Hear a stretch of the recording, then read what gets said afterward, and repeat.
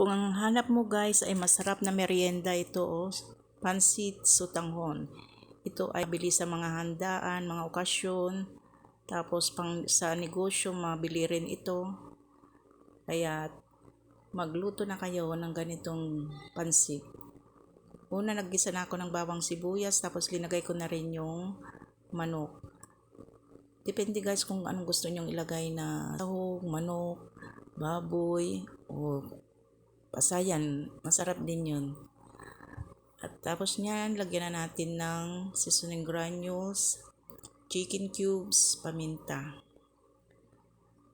Pag nagluto na guys yung tubig niya, pwede na natin ilagay yung sangkap na beans saka carrots. Masarap din ito guys na lagay natin na sangkap ay yung cauliflower, chicharo, kaso lang medyo may kamahalan yun. Pero kung nagtitipid ka, kahit yan na lang, beans saka carrots na lang ilagay mo.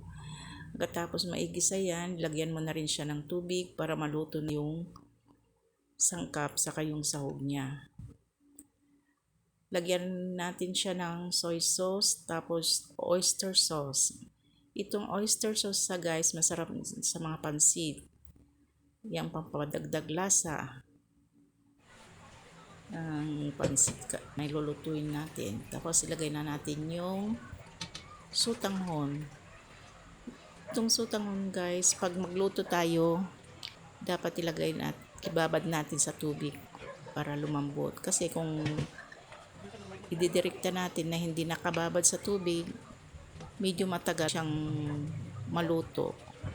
At siyempre nangangailangan pa yun ng maraming tubig pag hindi siya naibabad. Kung hindi ka pa nakasubscribe guys sa aking YouTube channel na Estrellas Vlog, ay mag-subscribe ka na para updated ka palagi sa aking mga videos. Thank you for watching guys. Bye.